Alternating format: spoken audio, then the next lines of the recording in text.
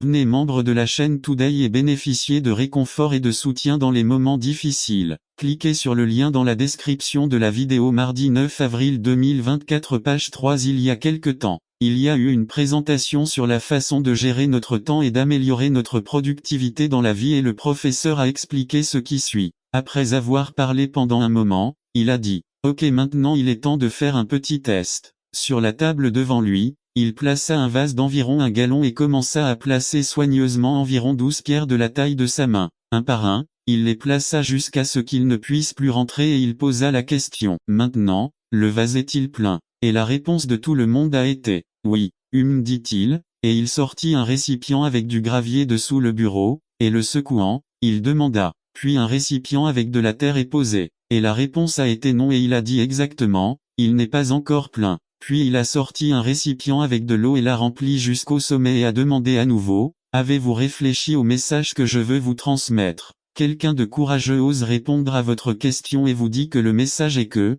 même si votre emploi du temps est chargé, vous pouvez toujours avoir le temps de faire plus de choses. Le professeur répond non. Le message est que si vous ne mettez pas les grosses pierres en premier, vous ne pourrez jamais les mettre plus tard. Quelles sont les grosses pierres de votre vie? Ils doivent être en relation constante avec le Seigneur.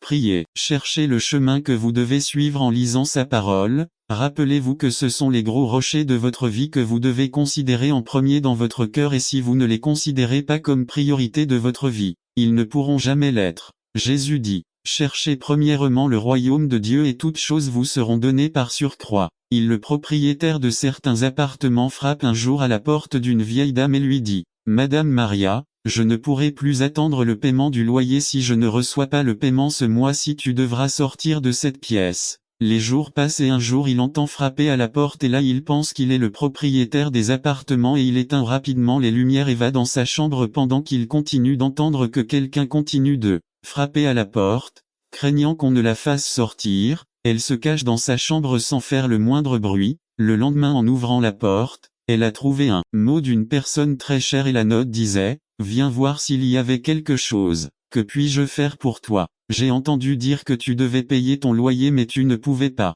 Je me demande combien d'entre nous ont entendu Jésus frapper à notre porte qui veut entrer pour nous libérer de toute culpabilité et nous avons ignoré son appel. Ouvrirez-vous votre cœur en ce jour au Seigneur? Passez l'appel. N'attendez pas qu'il soit trop tard. Devenez membre de la chaîne Today et bénéficiez de réconfort et de soutien dans les moments difficiles. Cliquez sur le lien dans la description de la vidéo mardi 9 avril 2024 page 4 à la recherche des perdus.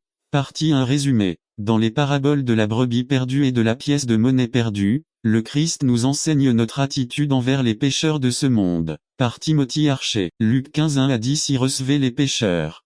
Dans Luc 14, nous avons vu lorsque Jésus a appelé les gens à devenir disciples, comment il a appelé les gens à se donner complètement au Seigneur. Il termine en disant, celui qui a des oreilles, qu'il entende. Les pécheurs ont entendu et répondu. Ils étaient les marginalisés de la société, les méprisés, les rejetés par les chefs religieux. Ce n'étaient pas des gens exceptionnellement méchants. C'étaient ceux qui ne se conformaient pas aux normes strictes des scribes et des pharisiens, comme ceux qui collectaient les impôts pour Rome.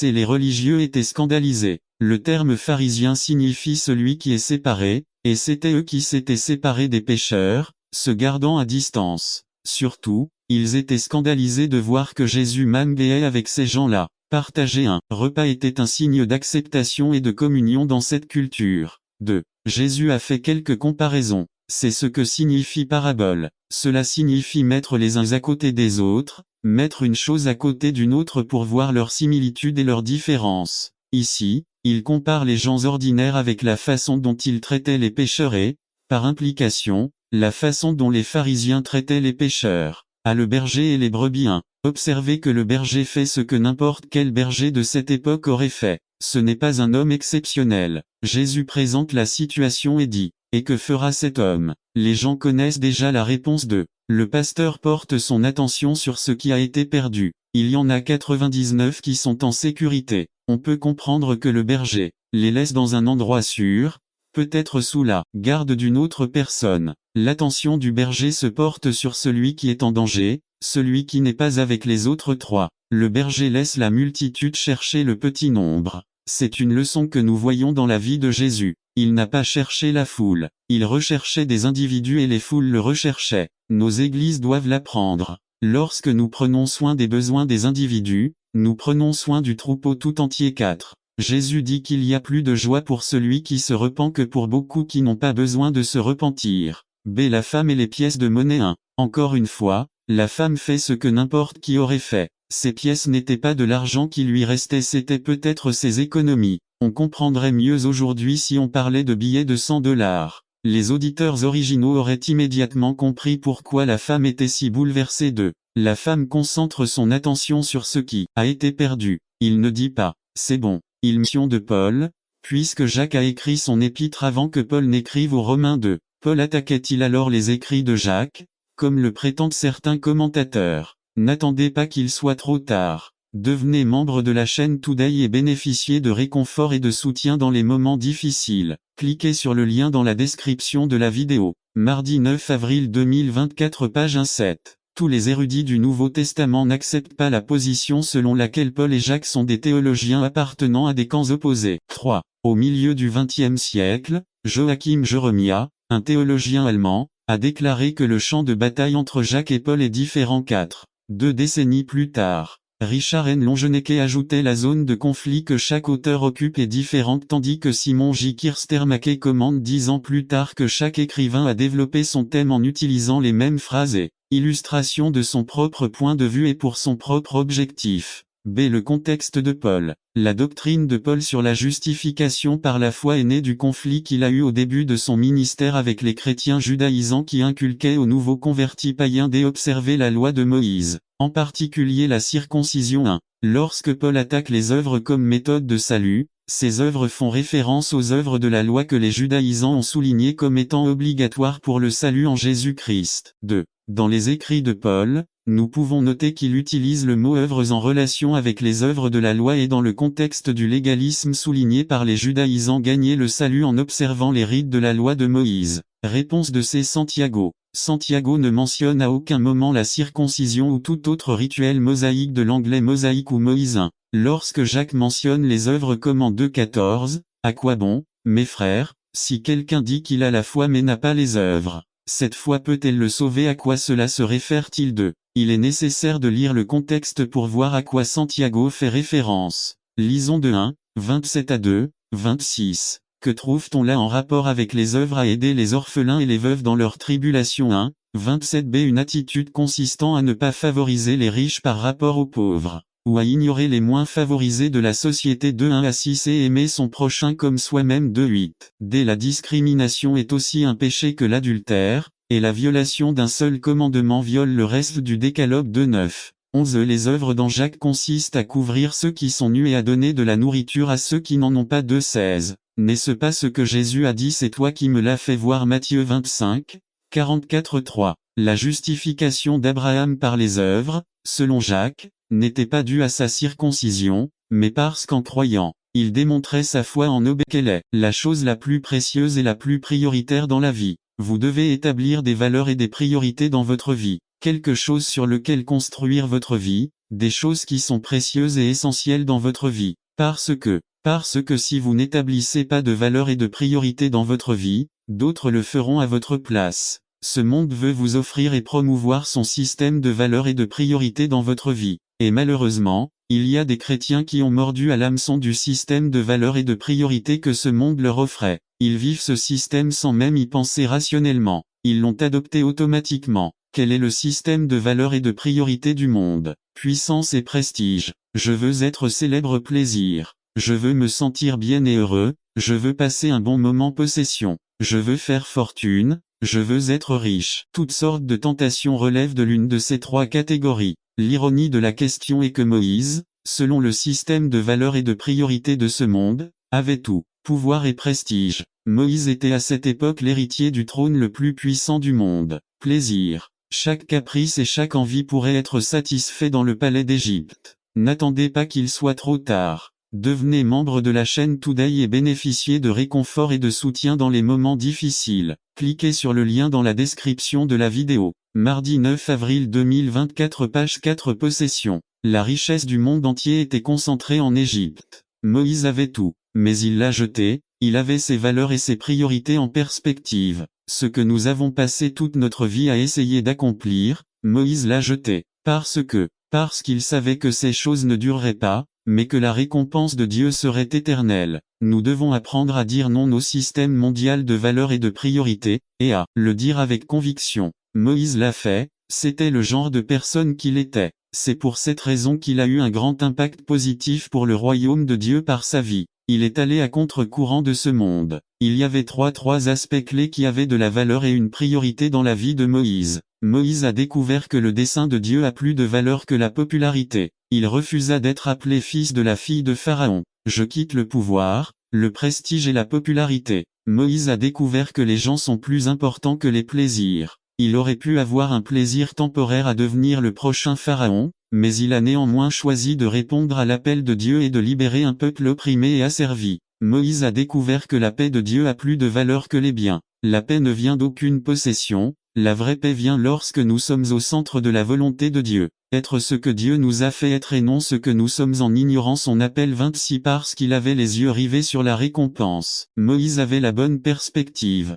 Qu'est-ce qui vous motive à rejeter les valeurs et les priorités de ce monde et accepter les valeurs et les priorités de Dieu? Moïse voyait au-delà de cette vie, il avait le regard tourné vers l'Éternel. Vos valeurs sont déterminées par votre vision, ce que vous regardez est ce qui devient le plus précieux et le plus prioritaire dans votre vie. Quelle est la chose la plus précieuse et la plus prioritaire dans votre vie? Yves, ne perdez pas la vision, la vue de Dieu est votre objectif. Vous devez rester concentré sur Dieu et le but qu'il a pour votre vie. 27 C'est par la foi sur les terrains de jeu des écoles ou dans le quartier comme mécanisme de défense les enfants qui sont soumis à des taquineries verbales de la part de soi. 10 ans intimidateurs ces enfants abusifs qui profitent des plus en défense d'eux. Ceux qui se défendent en utilisant ce dicton sont généralement des enfants minces ou potelés, parfois peu intelligents ou parfois très intelligents, dans de nombreux cas ils portent des lunettes. Certains d'entre eux entrent dans la catégorie des nerfs des enfants qui ne s'intègrent pas parmi les autres trois. La réalité est que les mots blessent, et ils blessent profondément. Les enfants qui sont victimes de taquineries verbales grandissent généralement avec des complexes d'infériorité. Dans certains cas, ils ont eu recours à la violence, comme ceux qui ont utilisé des armes à feu dans les écoles pour se venger d'années de mépris. 4. Ces enfants qui grandissent en écoutant leurs parents leur crier Anne, tu ne vaudras jamais rien ou tu n'es bonne à rien et des expressions similaires, sont des enfants qui grandissent pour devenir des ânes. C'est le pouvoir des mots. Ils ont mal, et ils font très mal. Personne ne peut dire que les mots ne font pas mal. Des vies sont détruites par le pouvoir des mots. Des milliers de personnes abandonnent Dieu et l'Église à cause d'une utilisation imprudente des mots. Beaucoup perdent leur emploi à cause du pouvoir des mots, d'un faux, d'un mensonge. Certains se suicident même, d'autres prennent une arme à feu et retournent sur leur lieu de travail en tirant. Et les mots ne font-ils pas malin? Des mots mal utilisés peuvent causer des blessures plus permanentes qu'un gourdin. Dans certains cas, la souffrance causée par l'usage abusif des mots ne guérit jamais d'eux. L'apôtre Jacques n'explique pas clairement dans le texte pourquoi il consacre autant de temps à la discussion sur le langage. Les questions liées à la langue sont mentionnées dans chacun des 5 chapitres qui composent son livre 1 19, 26 2 12 3 1 à 12 4 11 et 5 12 3. Dans le contexte de chacun de ces passages, l'accent est mis sur le fait que l'usage abusif de la parole est la cause de souffrance infinie. C'est la préoccupation de Santiago. Nous ne savons pas ce qu'ils ont dit ni qui l'a dit, mais nous savons que ce qu'ils ont dit dans leur langue a causé beaucoup d'angoisse à la communauté de Santiago. Il attaque le problème de front. N'attendez pas qu'il soit trop tard. Devenez membre de la chaîne Today et bénéficiez de réconfort et de soutien dans les moments difficiles. Cliquez sur le lien dans la description de la vidéo. Mardi 9 avril 2024 page 1c dans ce passage d'étude et dans celui de la semaine prochaine Jacques 3 1 à 12. Jacques discute de la question du langage du point de vue des proverbes et de la littérature de sagesse juive 1. Dans la tradition de la littérature juive sur la sagesse et des proverbes hébreux en général, la sagesse est la clé pour donner un sens aux perplexités de la vie. Il existe une relation constante entre la sagesse, les proverbes et la souffrance de. Une lecture attentive des proverbes de Salomon et d'autres textes juifs sages révèle que la parole incontrôlée est la cause de nombreuses souffrances. 3. Dans ce passage, Jacques utilise une série de proverbes pour corriger la manière destructrice dont la langue était utilisée et les souffrances qu'elle provoquait. 4.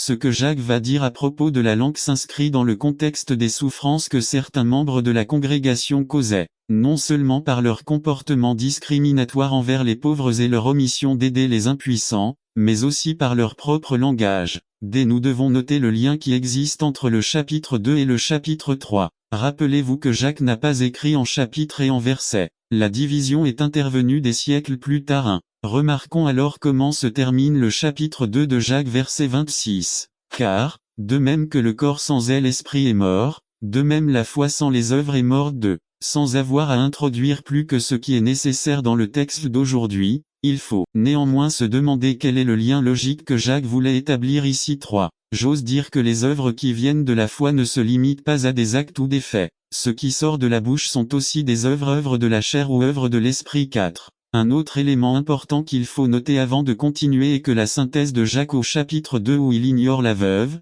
l'orphelin, l'impuissance, etc. naît de sa thèse de Jacques 1,27.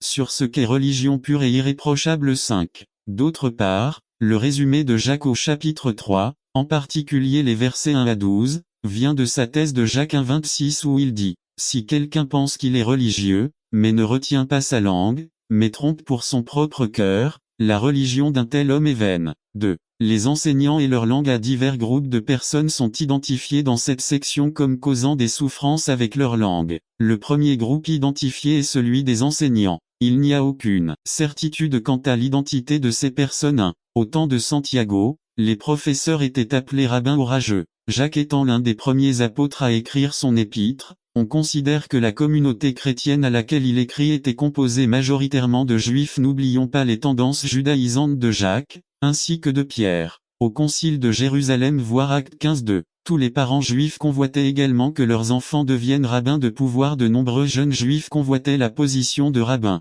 C'était une position de privilège, d'influence et n'attendez pas qu'il soit trop tard. Devenez membre de la chaîne aujourd'hui et obtenez du réconfort et du soutien dans les moments difficiles de la vidéo. Mardi 9 avril 2024 page 2. En l'ayant à la maison un invité, épousant sa fille, la force de Samson symbolise l'onction de Dieu sur l'homme. La femme de Dieu. B. Les yeux de Samson étaient la vision que Dieu lui avait donnée. C. L'enchaînement était comme si le diable avait fabriqué une marionnette. Si les forces retournent à Samson 1. Même si les forces reviennent, cela ne signifie pas que vous êtes prêt pour la bataille. 2. Même si l'ennemi vous laisse partir, cela ne signifie pas que vous devez l'affronter avec tout ce que vous avez. 2. Vous devez attendre un peu. Il faut avoir une vision. Vous devez adopter une vision. Ne prenez pas la vision de votre frère. Vous devez prier et jeûner pour que Dieu vous donne votre vision pour vous et votre famille, pour vos enfants, pour toi, pour ta femme. Dieu est aux commandes. 4. C'est la confiance. 5. C'est ce que dit Moïse.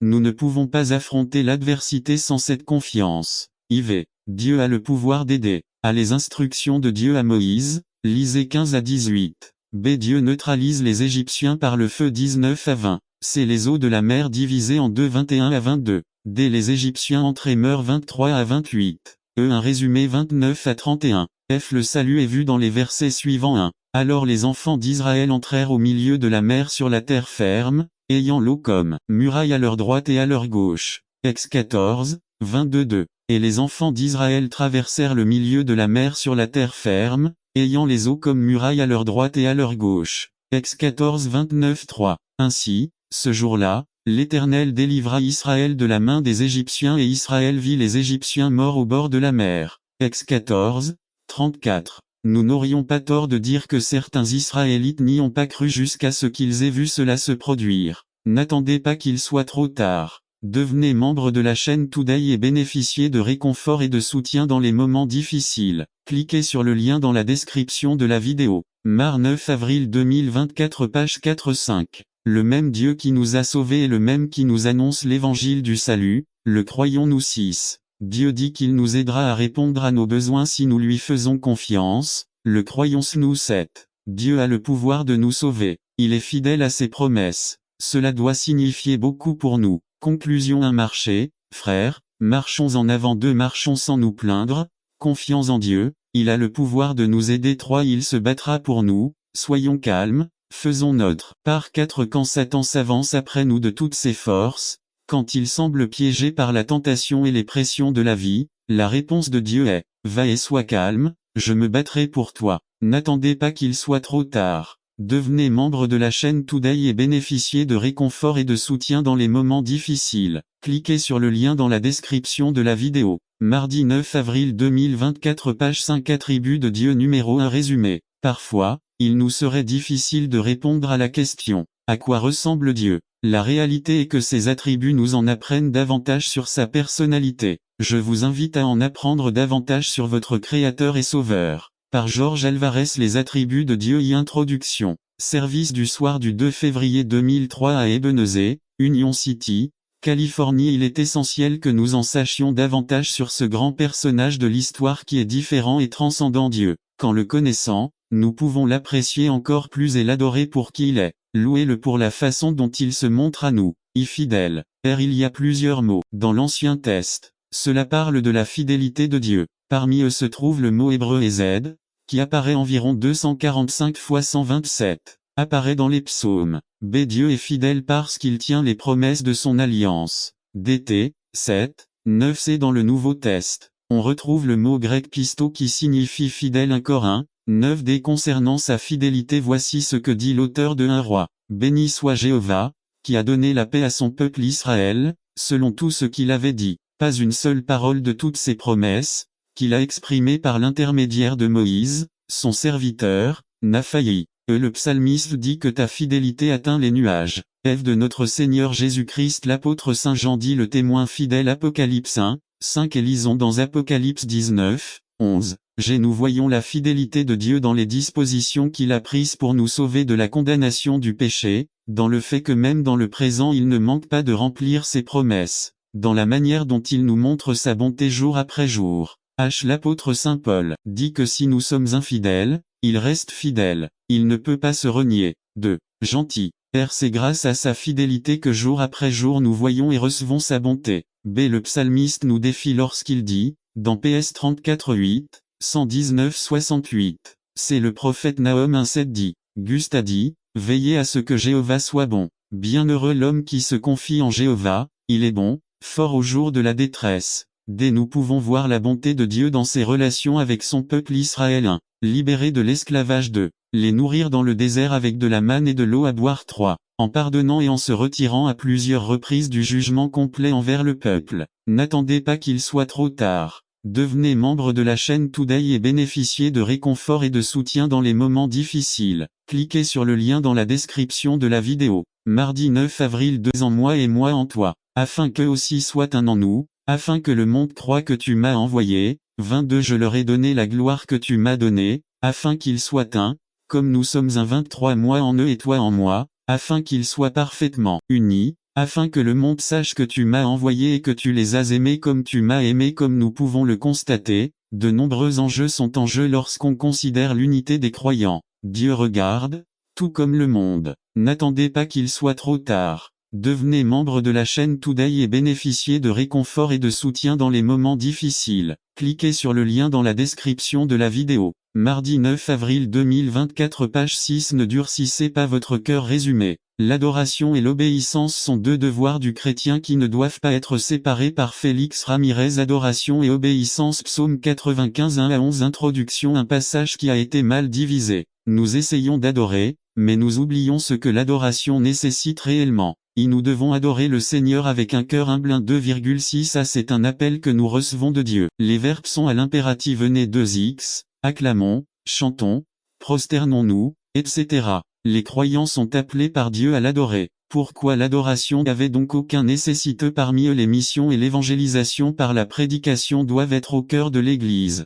Selon ses desseins, Dieu a déterminé que l'œuvre de témoignage dans le monde doit être accomplie par l'intermédiaire des hommes et des femmes sur terre. Et autant que je sache, le Seigneur n'a pas changé d'avis. Ouvrez votre Bible à Actes 13 47. La seigneurie et l'autorité du Christ ont donné à l'Église du 1er siècle un sens de mission et de but. Cette vérité était si claire que toutes les ressources de l'Église apostolique, humaines, spirituelles et matérielles, étaient englobées dans la mission. Ainsi nous a commandé le Seigneur. Obéissance de l'Église. Objectif. Je t'ai établi pour la lumière. Direction pour l'Église. et vision afin que vous soyez sauvés jusqu'au bout de la terre, action que l'Église doit entreprendre jusqu'à ce que le Seigneur vienne. 3. La seigneurie et l'autorité du Christ sont ce qui donne à l'Église un sentiment de communauté. La vision et le dessein de Dieu pour l'Église impliquent un ministère corporatif ou communautaire. L'Écriture témoigne que ce jour-là, après la première prédication massive de l'Évangile, ceux qui reçurent le message A furent baptisés, B rejoignirent la communauté des croyants adhésion,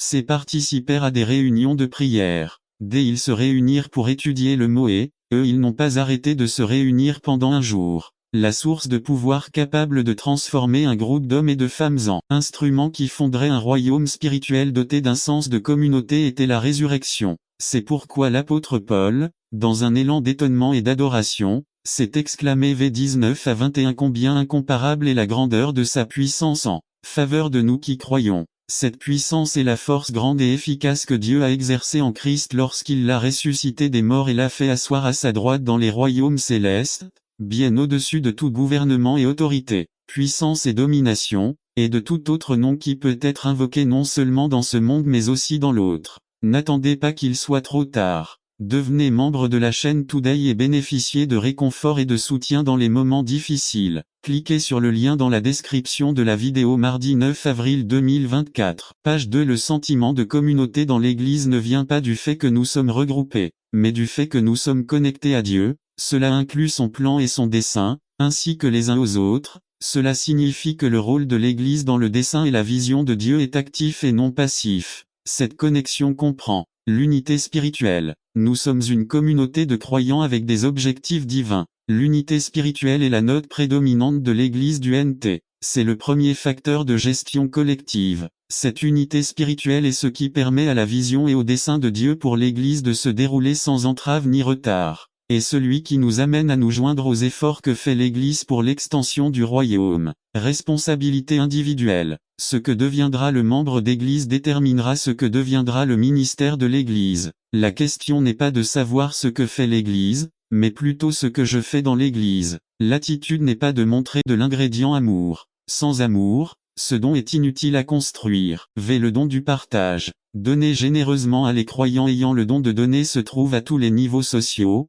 économiques et culturels. B. Ne pensez pas que ceux qui ont ce don sont ceux qui ont de gros comptes bancaires. C. Ce n'est pas le montant qui ressort dans le don, mais plutôt la volonté de donner sans avoir de but mesquin caché. D. Le don du don est la capacité que Dieu donne à certains croyants de contribuer leurs ressources financières ou matérielles à l'œuvre de Dieu avec libéralité et joie. E. Les personnes possédant ce don ont la capacité de ne pas manquer ce qu'elles donnent, ni le besoin d'être reconnues pour ce qu'elles ont fait. F. La personne qui possède ce don est consciente que Dieu est l'exemple vivant du don. G. Dieu a donné son Fils unique. Dieu a donné son Saint-Esprit. Dieu a donné des dons à l'Église. Dieu récompensera ceux qui utilisent les dons. H. Jacques 1, 17,18 dit. Tout don bon et tout don parfait descendent d'en haut, du Père des Lumières. Et chaque fois que le croyant utilise le don de donner, il exprime l'amour qui a été répandu dans le J. Cette personne est sensible aux besoins matériels ou économiques des autres. K. De corps, 9-7 Chacun fait ce qu'il propose dans son cœur,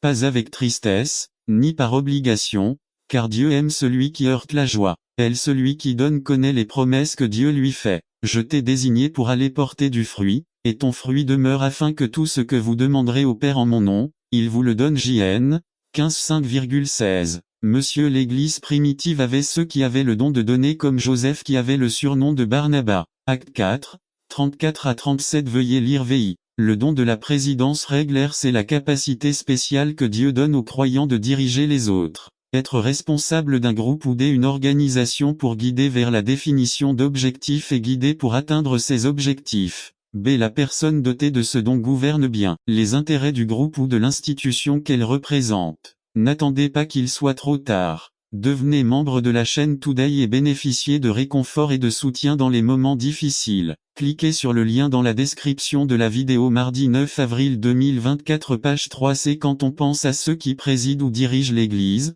comme le pasteur, les diacres et autres directeurs, il est nécessaire de se rappeler qu'on s'adresse aux gens avec amour et en servant. Ne dirigez jamais avec un leadership dictateur. Dès Jésus nous a laissé un exemple de leadership efficace. Il a dit, « Le Fils de l'homme n'est pas venu pour être servi, mais pour servir et pour donner sa vie en rançon pour la multitude. Mt 20, 28. Je suis parmi vous comme celui qui sert Luc 22, 27. En tant que pasteur, je dois me souvenir de ces paroles du Seigneur. Je suis devant vous en tant que leader, mais je cherche à vous guider en étant le serviteur de tous. J'invite tous ceux d'entre vous qui occupent une position de leadership dans l'Église, à ce qu'ensemble nous puissions diriger l'Église en ne devrait même pas détester ton frère. Si vous insultez avec des mots comme imbécile ou fatueux, vous risquez le